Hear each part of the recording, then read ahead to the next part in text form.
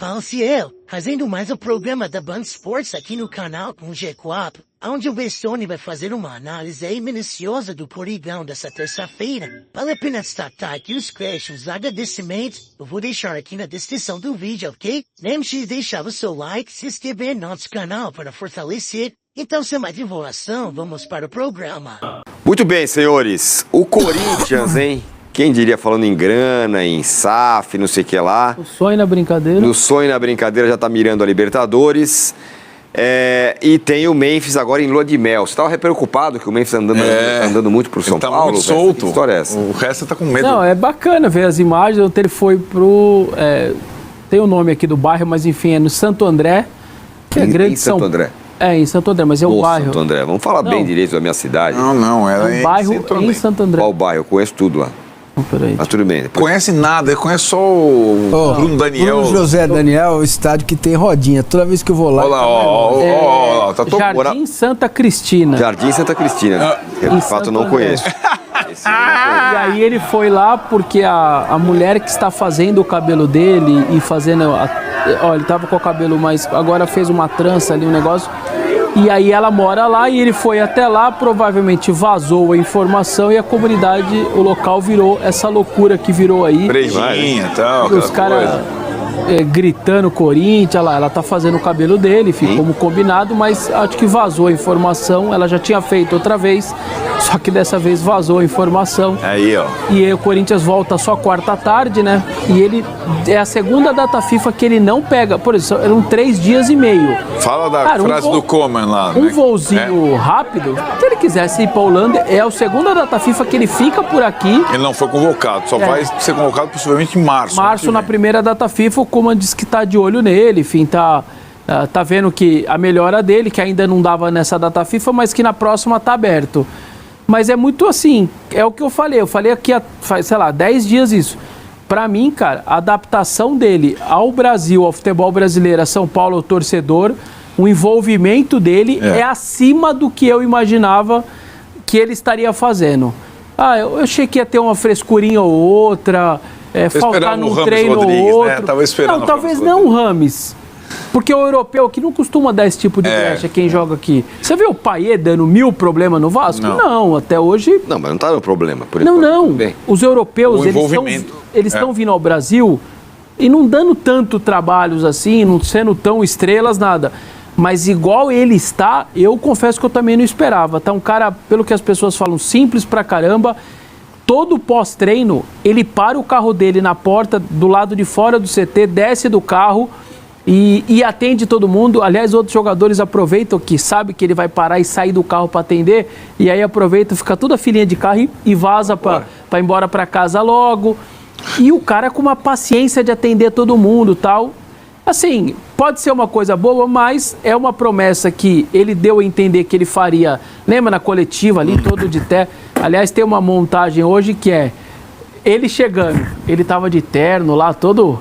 Agora já tá de bermuda, havaianas e... de basquete, brasileirou. Sem camiseta e brasileirou e tal. Olha na tela aí com os números do Corinthians com Depay e sem Depay. Olha lá, Massa. Tô vendo.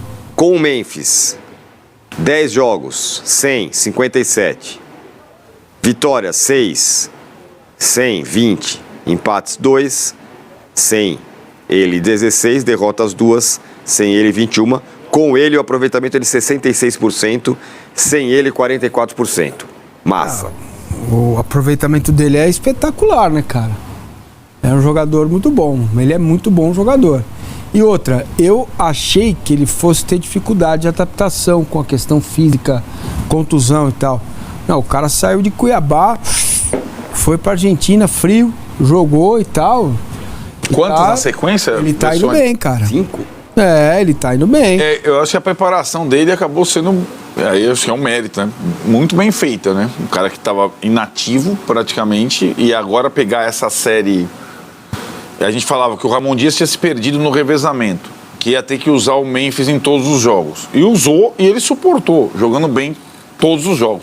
Inclusive na eliminação pro Haas, ele não jogou mal, pelo contrário, né? Ele fez a jogada do gol do Yuri e deu o gol pro Garro. E...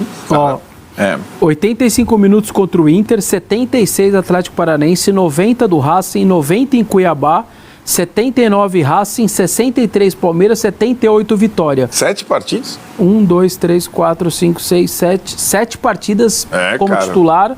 Seguida, quase sem um pouquinho, algumas saidinhas de campo no final. Mas realmente essa parte de dentro e fora de campo ele está bem acima do que eu particularmente esperava. Detalhe, 7 como titular, 3 gols e 4 assistências. Já é também o número... Muita gente hoje, inclusive, comparou aos números do William, por exemplo. O William fez 1 gol no Corinthians e 7 assistências. Então, ele já passou o número de gols do William em poucos jogos. Então, realmente tem... E me parece ser alguém... Aquele cara... Lembra quando a gente fez a coletiva de apresentação? Demonstrando entender um país que não é um país europeu, porque ele também tem a sua origem lá, africana e tal. E ele me parece esse cara que realmente... Aquilo que ele falou no microfone, ele está sendo como profissional, mas também como ser humano fora de campo e tal. Eu acho que até agora ninguém tem um A para falar do cara, sinceramente. O torcedor está muito feliz com ele, as crianças, as faixinhas todas pelo estádio e tal. Ele entrou bem na mente do torcedor, mas é claro que o campo nessa hora também ajuda e o campo dele também está falando e fazendo a diferença. Os 3 gols renderam 3 vitórias nos 3 gols. Vitória, Cuiabá... E o Atlético Paranaense foi 5, mas ele é o gol do 3-2. Então eu considero também o gol da vitória ali contra o Atlético Paranaense. O Roberto Maia fala, Depay é jogador para 25 minutos, mas em 25 minutos ele pode decidir o jogo. Ele está jogando mais do que 25 minutos, ele está sendo constante. Acho que calma também, né? O cara vai fazer pré-temporada ano que vem. Em tese, ano que vem ele vai estar mais adaptado, entendeu? Sim. Em tese, ele vai crescer ainda mais. E o cenário que ele vem ele estava treinando separado depois da Eurocopa, estava sem jogar. Sem clube, demora quase 2 meses parado, veio para São Paulo e começou já praticamente. E o Leonardo Felipe fala, qual trio vai entregar mais para o seu time em 25? Lucas, Luciano e Caleri ou Garro, Depay e Yuri? São jogadores de outro nível, eu acho. Sinceramente, os do Corinthians. Sim. É que o Yuri pode nem ficar, né? Esse é um problemão, porque eu acho que a técnica e a inteligência do Memphis casam muito com a velocidade e com a força do Yuri, né? E aí, aliás, é um baita trio, né? E o Garro e o Yuri estão na idade auge da carreira. Luciano, Caleri e Lucas, já os 3 têm mais de 30. E mesmo o Memphis, 30 só, não é 38, 37. O Memphis com o Lucas, vai. Você compara ali a idade, sei lá, o poder de decisão, etc. Vai. Embora o Memphis acho que seja um jogador ainda mais capaz, tecnicamente falando. O Vinícius fala que o Depay encaixou bem com o Yuri, verdade. Então vamos ver aí a tela agora com o Yuri Alberto, nas temporadas todas dele pelo Corinthians. 2022 foram 28 jogos, 11 gols, 2 assistências, 13 participações em gols. 2023, 63 jogos, 15 gols, 7 assistências, 22 participações em gols. E agora em 2024, 54 jogos, 26 gols, 6 assistências, 32 participações em gols. Ô Massa, onde estão, do que se alimentam, onde vivem os caras que há 3 meses atrás estavam falando que era bagre, que tem que ir embora, que não serve, que não pode vestir a camisa do Corinthians, que é um absurdo, manda embora, vende, leva no aeroporto. Cara, mas também muito por causa dele, né? Ele tava muito mal, gente. Ele caía sozinho em campo. Entendeu? Ele tava muito mal. Agora, isso é eu acho que tem muito desse modelo novo de comunicação. Eu estou tentando checar aqui uma informação sobre o Palmeiras, mas tem muito a ver com esse novo modelo de comunicação que são as redes sociais, cara. Entendeu? Isso vai vindo de tal forma, é tão brutal, né? As pessoas... E tem uma... Putz, se eu vou falar isso, os caras vão achar que eu sou arrogante. Mas tem muita gente que não conhece isso de futebol, cara.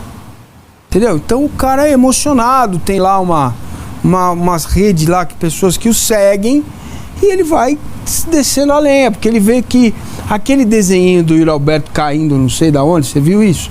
Aquilo dá milhões de views, cara. Aquilo As pessoas não vê, viraliza. Viram memes, viralizam e vão entrando na mente das pessoas. Nem assistir o jogo. E quem produz ganha dinheiro. Então, se a gente não entender isso e separar, entendeu? Você não vai conseguir avaliar o jogador. Agora, ele deu motivo pra isso. Ele foi muito mal. Ele estava muito mal. Sim, mas acho que o time inteiro estava, né? Então, okay. O time do Corinthians, do Paulista, é ridículo. Desculpa a palavra. Pro banco. O técnico chama ele de burro. Aí o Mano Menezes. Aí o próprio jogador. Aí entra o Antônio Oliveira, joga com o Yuri e 2 pontas, sem um meia, ele tendo que voltar. Ele não sabe, tecnicamente ele não vai... Se você pede para ele construir alguma jogada no meio de campo, esquece. Ele tinha que voltar toda hora. Foi assim que ele caiu 10 vezes. E aí o Corinthians contrata um 10, um parceiro, e ele joga onde ele sabe jogar. Talvez seja o melhor atacante do Brasil nessa situação. Então, de diagonal, com um monte de companheiro bom agora. Então, ele não vai precisar pisar mais na bola, porque ele não precisa pisar mais na bola. O jogo dele mudou completamente, simplesmente porque mudaram. Técnico, companheiros, tal. O Corinthians mudou, né? A gente estava fazendo uma comparação, teve o levantamento agora da revista Placar, o Corinthians, os levantamentos de investimento nessa temporada. Botafogo primeiro, Flamengo segundo, Palmeiras terceiro, Corinthians quarto, Cruzeiro quarto, Corinthians quinto colado ao Cruzeiro. Então o Corinthians investiu, além dos 3, e o Cruzeiro, SAF que acabamos de falar, foi o quinto a investir. Você quer comparar com o São Paulo? 13º. Né? Então, essa transformação do Corinthians, em relação aos outros, talvez tenha sido o que mais se transformou, mais até do que o Cruzeiro, em termos de... Mais, 21 foram embora. 21 foram embora. E agora o Yuri Alberto tem com quem jogar. Ele, o ano passado, com o Roger Guedes, tinha jogo, certo? Renato Augusto ali por trás e tal. Ninguém ficava vendo que ele estava sentado, caía sentado no campo. Agora, sem sistema tático, com um companheiro, não sei o quê, com o técnico chamar o cara de burro, o cara não vai jogar, né? E eu acho que a primeira tela também explica a segunda tela. A chegada do Memphis, para mim, também foi fundamental, porque tirou completamente o holofote do Yuri. E ele foi jogando e fazendo gol, e se falava de Memphis. O Memphis vai estrear, não vai. 25 minutos do Memphis, quando vira titular. E o Yuri metendo gol. Então eu acho que a figura do Memphis, de alguma maneira, tirou o protagonismo e a cobrança em cima do Yuri, e ele foi só crescendo. Só para vocês terem uma noção do que representa 26 gols numa temporada. Ele está a 4 do Pedro, que é o artilheiro do Brasil, com 30 gols. Então, faltam 4, o Pedro está parado. Aliás, o Pedro é um monstro, né? Se machucou há tempão, parou com 30, para você ter uma noção o que é o Pedro. Os 26 gols, eles já são... esse número é maior do que o do Jô, de 17, que fez 25, aquele ano mágico do Jô, um a mais. E a gente foi levantar de 2001 a 24, no século, todos os artilheiros do Corinthians de temporada. Ele só perde agora para o Carlitos Tevez em 2005. Quem é mais novo talvez não tenha noção do que foi aquele furacão Tevez em 2020 e 2005. Ele fez 31. E para o David, de 2002, o Corinthians foi campeão da Liga Rio-São Paulo, da Copa do Brasil e vice-brasileiro, time do Parreira, acertadinho, melhor lateral esquerdo, lado esquerdo do mundo que o Parreira chamava. Ele fez 32. As pessoas que veem aí o David, escala David, o David jogava muito, baita atacante. Sim. 32, ou seja, ele é o terceiro no século tendo mais gol numa temporada, o que representa esses 26 que ele já tem, faltando 5 jogos ainda pela frente. Agora, se ele sair, é problema. Tudo muito bem, mas que história é essa que ele vai embora? O Neto fala aí dessas possibilidades dele ir pro West Ham, não é novo essa história de West Ham. No meio dos jogos contra o Estudiantes, chega uma proposta do West Ham, 18 milhões de euros. No ano passado, né? No ano passado. O Duílio não vende, porque poderia ser campeão da Sul-Americana. A proposta chega, acho que o Corinthians estava até em Buenos Aires, estava em La Plata nesse dia. Eu estava lá também. 18 milhões, o Corinthians nega. E agora tem essa possibilidade de novo aí de chegar... o Neto fala numa possibilidade de 25 milhões de libras, o que daria quase 200 milhões de reais. A libra está 7,5. O Corinthians tem 50%. Então nós estamos falando aí de um jogador que poderia render quase 100 milhões para o Corinthians numa pancada só. Ele tem só 23 anos, uma convocação de seleção, talvez possa voltar aí num futuro próximo. E eu não sou um entendedor de Premier League como o Arnaldo é, por exemplo, mas me parece um cara, fazendo esse facão que o Arnaldo falou o tempo inteiro, ele me parece ser um cara que se viraria muito bem numa Premier League do jeito dele, fazendo o facão com a velocidade que ele tem, filtrando o tempo inteiro. A força física dele é impressionante. É um absurdo. Então, acho que isso ajuda demais. E eu já tive informação do staff dele, de pessoas ligadas a ele, que me disseram, a Premier League o seduz. Você falar para ir para a França, ele não quer muito, para a China ele não quer, para o Japão, mas olha, Premier League é algo que mexe com ele e tal. Já tivemos 3 propostas de Premier League, ele não aceitou não ir, o Corinthians negou as 3, só que agora nessa virada do ano, olha, sinceramente... E também tem aquela coisa, né? Você fica fazendo proposta pro Arnaldo. Arnaldo, vem Arnaldo. Arnaldo fala, não. Vem Arnaldo, não. Vem Arnaldo. Não, aí o Arnaldo vai falar assim, da próxima vocês me liberam, porque não tá dando. Né? Então... É o time do Paquetá, né? É o time do Paquetá. E outra possibilidade é o Nottingham Forest, que o Kia faz o que ele quer lá, enfim, contrata o que ele quer, levou o Carlos Miguel, podendo ser ele também uma possibilidade de... Que é o time do Murilo também. Do Murilo. Aqui, o mundo caótico, ele critica você, viu, Arnaldo? Com razão. O Arnaldo sempre colocando na TV o Corinthians acima do São Paulo. Só uma coisa, olha a tabela do Brasileiro, apenas isso. Sim, o que eu tô dizendo é a transformação. A tabela do Brasileiro eu olho sempre, aliás, continuo atento a ela. Mas, assim, eu tô pegando um pouco o que está acontecendo esse ano para projetar o ano que vem, em termos de investimento de cada clube. Né? Nós estamos falando agora do Corinthians. Eu faço a comparação com o São Paulo, porque Corinthians e São Paulo há algum tempo estavam no mesmo lugar. Um resolveu para a esquerda, outro resolveu para a direita. Certo? Certo.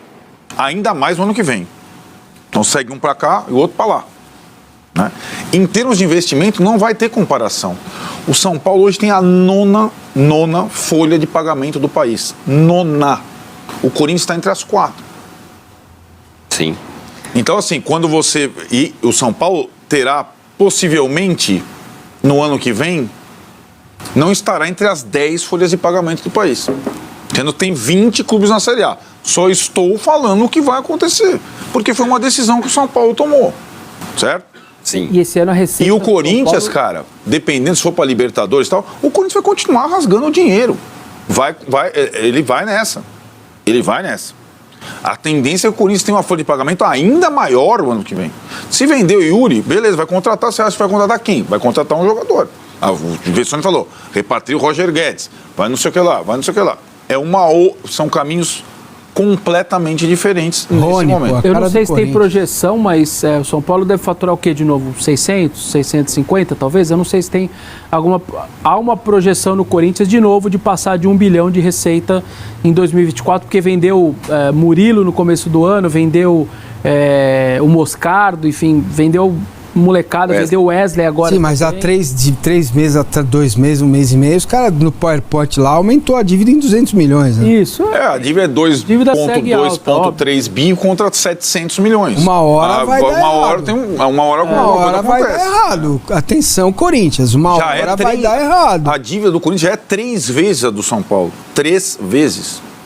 Então, o Roberto Amerio Júnior fala, lembrando que o G9 levará o Corinthians à Sula e à Copa do Brasil. Espero que a direção esteja focada nisso e dê o suporte ao time. Liberta é plus, diz ele. Já o Fred fala, o Corinthians se livrar do rebaixamento é a mensagem de que no Brasil o crime compensa. Ih! Eu acho... não é? Fred? Eu acho um negócio... Eu vou dar um exemplo, não foi ele que falou, mas o presidente do Vitória reclamou que o Corinthians contrata o jogador tal, e com o salário que o Memphis tem. Aí eu fui olhar, o Vitória fez 70 milhões no ano passado. O Corinthians fez 1 bilhão. Uhum. Ele pode ter o Memphis ou é o Vitória que pode ter o Memphis? Então as pessoas também se perdem um pouco no lance e continuam, muita gente achando que o Corinthians é um coitadinho. É a segunda maior receita do país no ano passado e vai ser a terceira, porque o Palmeiras esse ano vai passar de 1 bilhão e vai ser a terceira do país esse ano.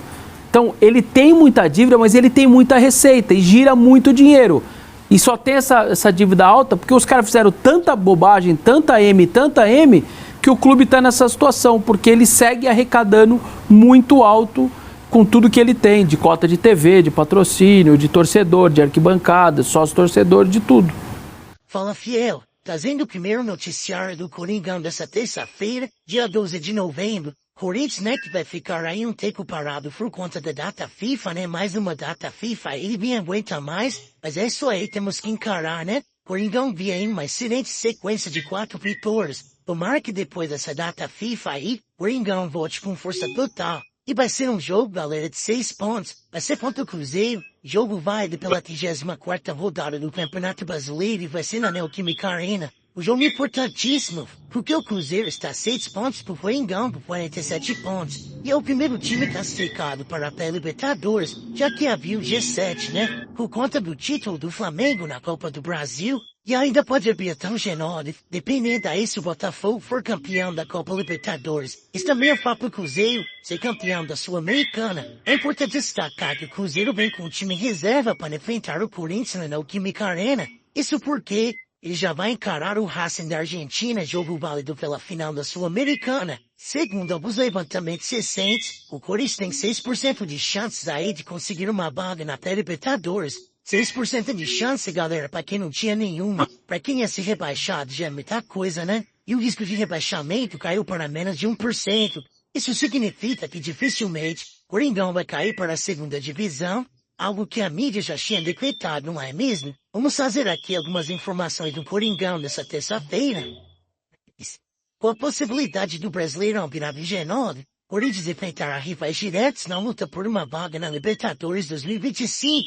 As últimas 2 rodadas do campeonato, a equipe comandada por Ramon Dias e as chances crescerem significativamente após somar 12 pontos nas rodadas recentes do torneio. 4 vitórias consecutivas aí que o Coringão vem um campeonato bem embalado, né? Tomara que depois dessa data FIFA ele possa manter o mesmo nível. E se conseguir uma vitória contra o Cruzeiro e depois contra o Vasco, que são vitórias aí que estão ao alcance do Corinthians, serão 6 vitórias consecutivas, galera. Algo muito significativo, não é mesmo? Com uma sequência de 4 vitórias, o time subiu na tabela e ampliou suas perspectivas de classificação para a competição continental.